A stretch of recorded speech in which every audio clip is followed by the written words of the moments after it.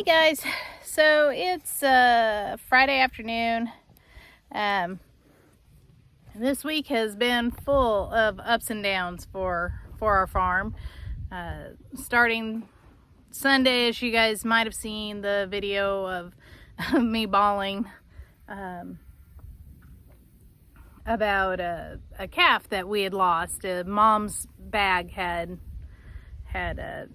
some issues and we didn't catch it in time, and the baby died of malnutrition and dehydration. Anyhow, so yeah, like I said, this week has been full of ups and downs.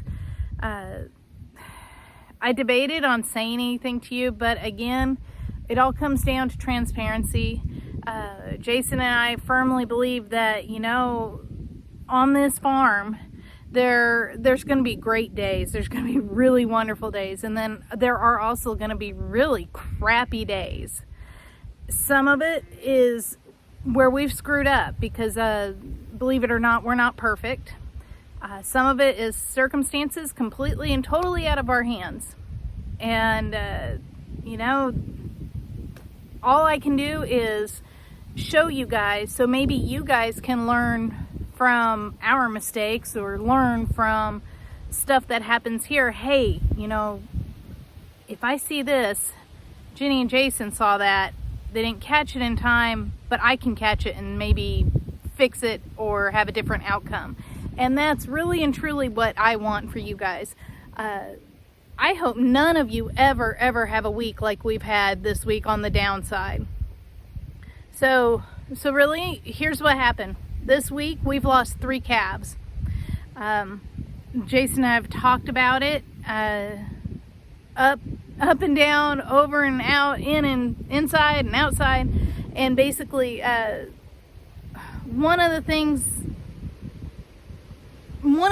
that I kind of attribute it to is we're not normally July calvers. We calve in February. We had a handful of girls that got out of sync with the rest of the herd, and we're calving in July, and that's not our normal time. So this is kind of new territory for us. Another thing, a lot of these are just circumstances out of our control. So what's happened? Okay, so you know about the red calf that died, whose mama's bag was not good, who she had a sore or something, and she wasn't letting her calf nurse. You know about that one. That was Sunday.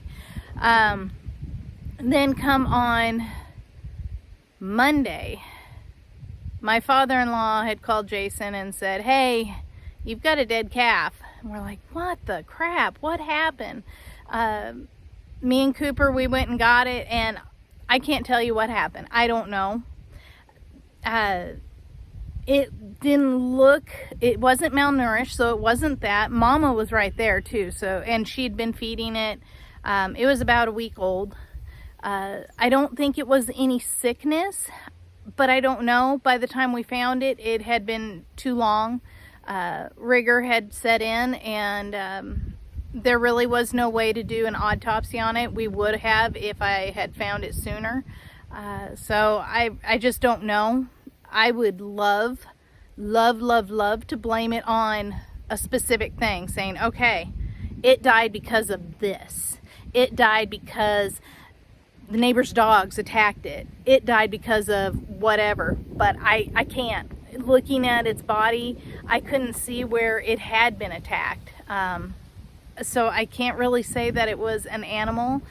When we found it, I didn't see any vultures or, vultures flying around it. So I can't say that, I think it's the black-headed vultures, the ones from further south, like Mexico area. I can't say that they came and got it. We are getting some of those birds up here. They're migrating, up here. So I can't say that for sure. I would love to put a reason on it. That one we'll just never know. And then today we lost our 3rd one. Wednesday we had a heifer, number 18. She's one of my girls that basically she's such a sweet girl and so awesome. I can walk up to her and rub on her and love on her, and she's fine. She'll do it. In fact, the vet was pretty impressed that I was able to walk up to her and put the rope around her neck, or over her head and around her neck, because we had to pull the calf in the field. So anyhow, Wednesday I noticed that it looked like she had calved. She had a bunch of goo coming out the back end, but there was no calf. There was no vultures, so we didn't, or buzzards I guess, but I guess they're vultures too. Anyhow, there were no buzzards flying around looking for or feeding off of a carcass. Nothing. And her being a heifer, honestly, I thought she had it. I came to the conclusion that it was stillborn, and that she lost it somewhere in the field. But again, there were no vultures or no buzzards flying around. So I mean, that had us scratching our heads. So it was Wednesday. Thursday, she was still cleaning out the back end, which is perfectly normal. That happens. If it's a hard delivery, sometimes it takes longer to get the placenta and all the afterbirth out. Just part of it. This morning I came out to check on them because we still have a few that are pregnant that should be calving, and she was laying down and she didn't get up when I pulled in, and she's usually one of the first that gets up, comes to the side by side, grabs a few cubes, gives me a little loving, and she didn't do that. She was laying down. So I walked up to her and I'm talking to her and I said, "Hey sis, you doing all right?" And still wouldn't get up. And most cows, even tame hand-raised cows, they will get up and they will face you, mostly face on, or head to head, whenever you walk up to them, just because that's what they do. They want to see what you're gonna do, and it's just part of being a cow. But she didn't get up. I was like, oh boy.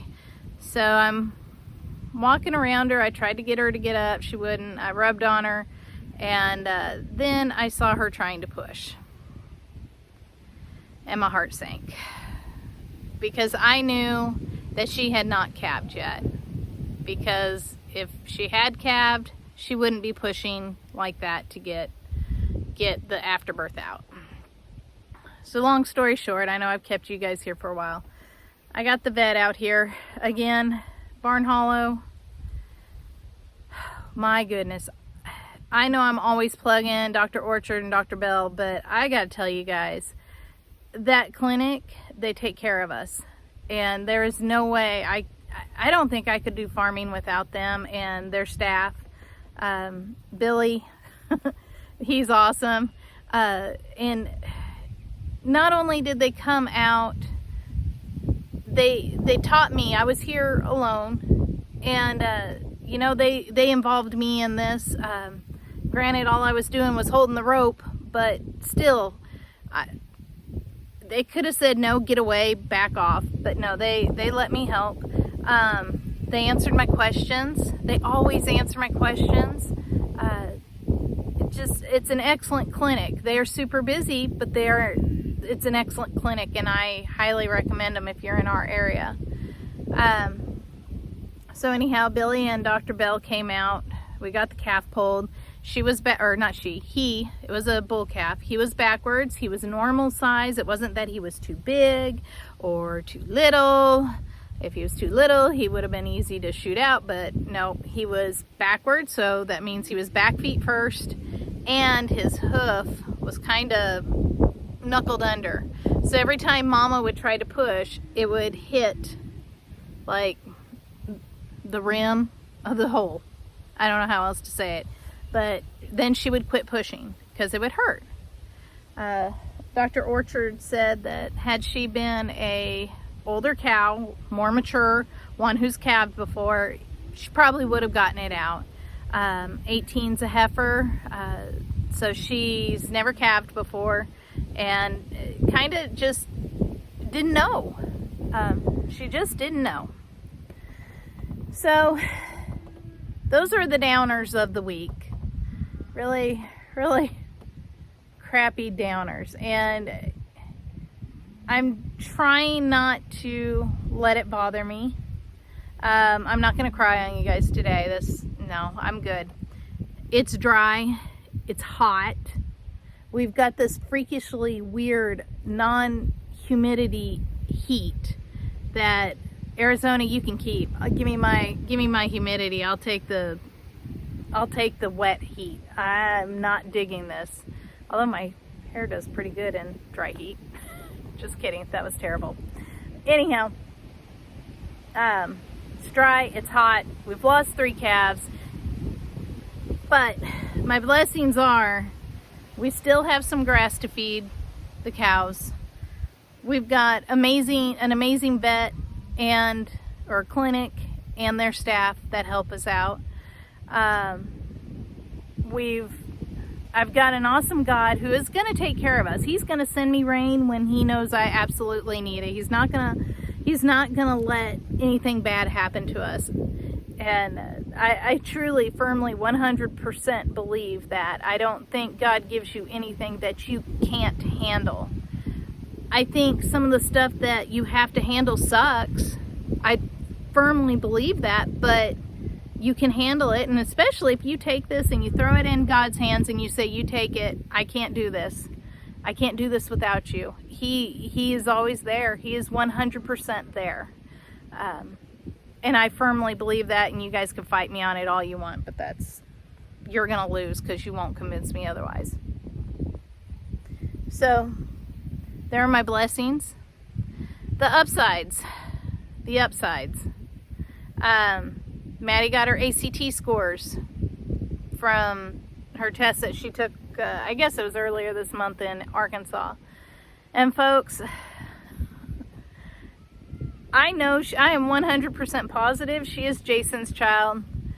I am still not sure that I gave birth to her. That kid is smart. That kid is smart. You know how in Forrest Gump, the movie, where Forrest is talking to Jenny's grave about how smart little Forrest is and how he tears up? That is how I feel about both my kids, guys. Man, they are smart. I don't know how or why God blessed me with them, but dang, I am so glad he did. Maddie's score for ACT was near perfect. And that kid, she cracks me up. She might go back and take it again in December so she could get a perfect score. She's going to try for a perfect score. She's already written her ticket to wherever she wants to go, but she's going to try. And that's not any urging on me and Jason's part. It's just her. So I look at my blessings, which include my kids. I look at Maddie's test scores. I look at the herd of cows we have. I look at everything. And I am blessed. I'm not going to let this week get me down. We've got another week coming. At least I hope. And I'm just going to trudge forward. I hope you guys have a wonderful weekend. I think this weekend we're going to go see Oppenheimer. It would do us good to get off this farm for just a few hours. And I think that's the long and short of it. We're getting ready for band camp. We got band camp next week. Oh boy, that's another thing. That's another thing that's long and it whips us. If y'all think band kids aren't athletes, I suggest you go to band camp. Yeah, go to band camp. And yeah, then the following week I'll be back at school, and a couple weeks after that the kids will be back at school. Anyhow, guys, I hope you have a wonderful weekend. Talk to you later. God bless you.